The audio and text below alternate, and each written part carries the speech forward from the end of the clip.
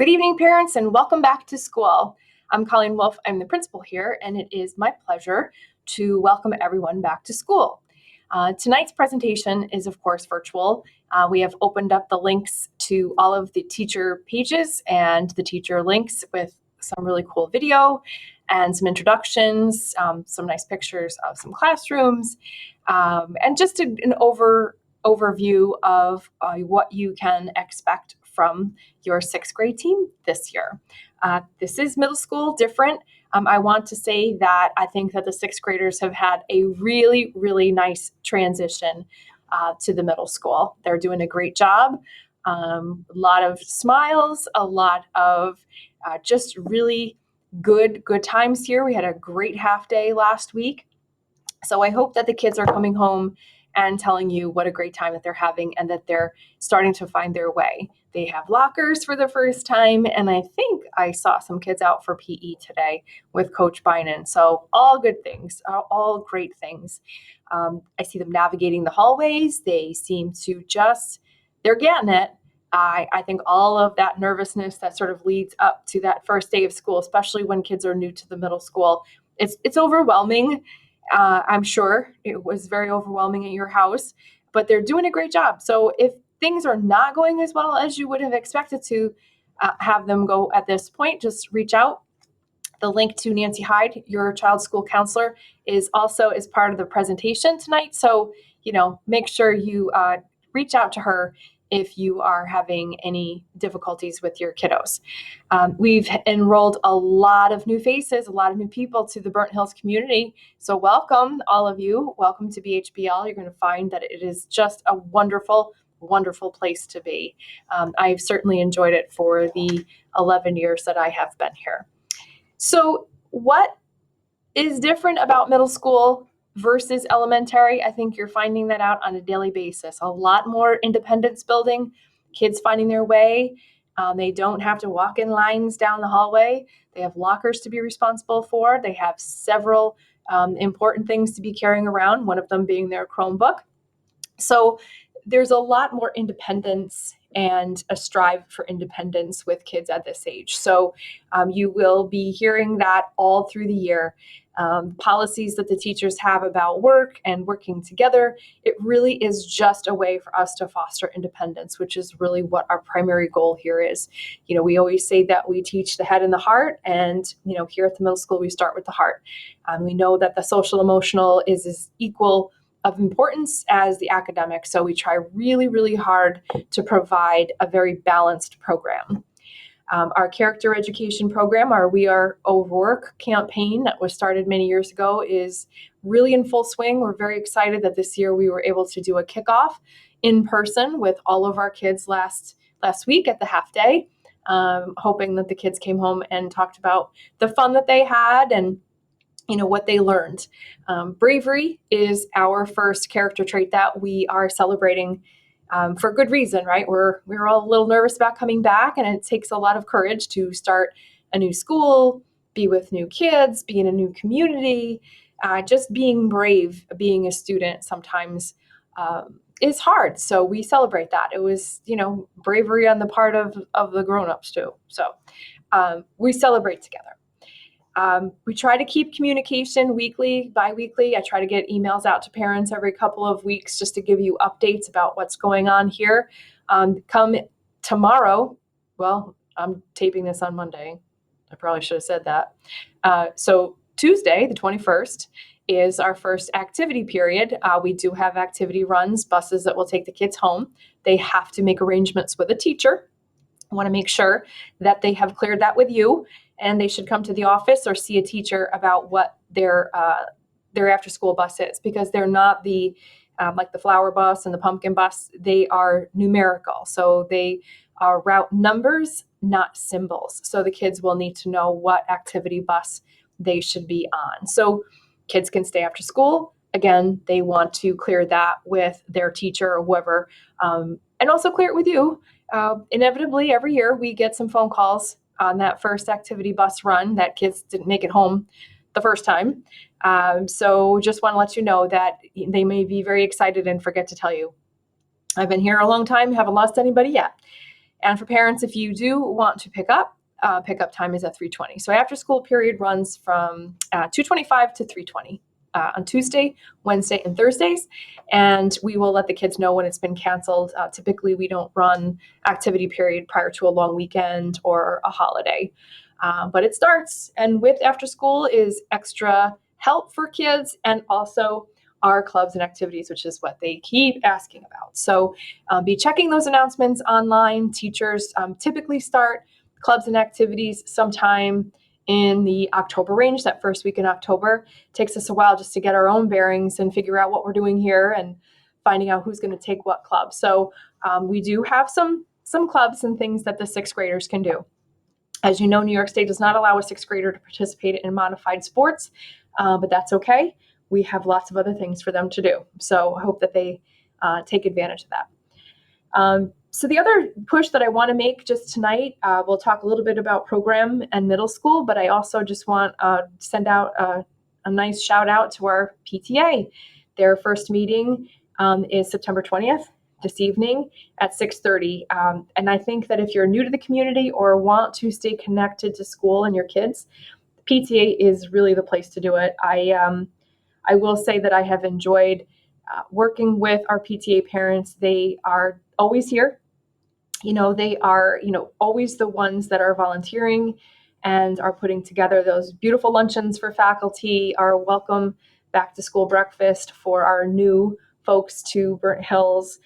So I just, if you are looking to stay connected, because I know oftentimes the kids will at this age push you away, and that's normal. The one way to sort of be around is to be part of the PTA. And I would urge you to join, like I urge everyone every year. The other group that I'm quite proud of to be a part of is the Ed Foundation. You'll know that they're the ones that do that Taste of Burnt Hills. This year, they're also doing the drive-through for the Taste of Burnt Hills. I think the last time I talked to Dory, I want to say that they have given over $100,000 back to the school. So the Ed Foundation it's a foundation, right? It's all money that's generated through endowments that people leave to them or through fundraisers like the Taste of Burnt Hills. Every dollar that they have goes into a classroom. They do grant runs every year, and they award money to teachers who are innovative and looking to try different things in the classroom and to buy things that are not typically purchased through the general fund budget. And I would say in this building alone, our 3D printer, $12,000 printer, is really courtesy of the Education Foundation. Several teachers here have been awarded a lot of money for supplies and for professional development and just classroom items that you would see. So I just like to make a push every year for everyone to take advantage of the Taste of Burnt Hills. It's a night that you don't have to cook. If you're like me, that's not a bad thing. So just a couple of things to update you. We are still collecting immunizations. If you have a student that is in 7th grade, remember the meningococcal vaccination is due this year, and our 6th grade kiddos that are starting to flip to 11 Boostrix is also something that Tdap that we need to have here for grade 6. So some kids have appointments, and that's great. If you are still one of those that is without an appointment or that documentation, our deadline is closing in. So if you could please contact the school nurse, and you can talk that through. You can talk that through with her. Otherwise, I think we're off to a great start. We have put in some protocols, of course. We are masked during the day in the building. Kids are afforded mask breaks on average about every 45 minutes. It's pretty busy outside, and then we're very fortunate with the sunny days that we've been able to get the kids out. So we're pretty committed to trying to hold to that every 45 to 50 minutes to try to get them outside to take a break. So, we have classes that are separated, the desks, the furniture are separated by 3 feet. We've done a really nice job of being able to adhere to that. I'm sure the kids have told you, I'm eating in the gym. And that is also because of the protocols that we had to put in place because of COVID. So in the cafeteria, the kids are separated by 6 feet. They're in desks, and the same could be said for the back gym. We've turned the back portion of our gym into a second cafeteria, and it seems to be going very well. The kids actually like it. Some kids are seated to the side of the cafeteria and in the front of the cafeteria. That seems to be prime real estate because it's quiet. And the kids are going out for recess. They get a solid 10, 15 minutes every single day outside. So we're trying our best to make sure that they are, that they're outside and they're getting what they need. We are free lunch. Every student is provided free lunch if they like it, and also free breakfast. And that has been very exciting. Our cafeteria, I think she told me that they did 500 meals last week. It was one day it was unbelievable. I couldn't believe it. So 500 lunches in one day. We love it. We'll feed kids every day. Love it. I see kids that are bringing their lunch from home and then going up and getting more to eat. That's great. We love that. Let them eat. So if kids are, want to get something else, they absolutely can. A la carte items, of course, are extra, but lunch is free. So it makes the lines a little bit longer, and it makes the time that it takes to get through the line a little bit longer. But I think we're navigating that. That's getting a little bit better. But nobody ever leaves the cafeteria without finishing their lunch. That's important. We want them to eat. So that's going very well. So other than that, I think we're here. I think it's good. I think that we are back in the swing. I think kids are excited to see each other. I am excited to see the kids, even, from here. It's still better than not seeing them at all. If you have any issues with classes and just, what's going on in the class, reach out to your classroom teacher. That's your first line of defense. If there are things that are going on at home, maybe some kids are having a little anxiety, just friendship issues, anything like that, it's always good to let us know what's going on. Your school counselor, Nancy Hyde, is always available to take a phone call and always available by email. So if there are things going on, feel free. You are going to be introduced also tonight to Mr. Duell, who is our new assistant principal. He's going to talk to you a little bit about some fundraising opportunities that we do have. He's going to talk to you a little bit about that cafeteria. He's going to talk to you a little bit about what we've got going on here. So I hope that you enjoy the videos. And we are, just so you know, we are going to provide parents with an open house sometime in October. We're just checking some dates.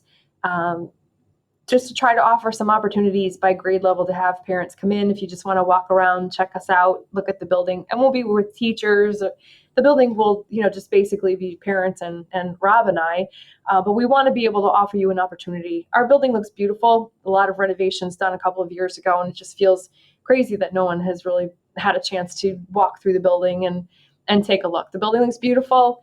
We're in great shape here and just want to be able to offer something to parents to come in, although not a true back to school night because we just seriously couldn't accommodate that.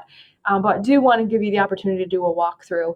And we are going to look to try to do that in early October. But I will definitely share that, as I do most things, every other week in an email to you. So with that said, happy back to school. It's really nice to see the kids. They're off to a great start. And I will let you get to know all of your teachers. Have a great night. Thanks.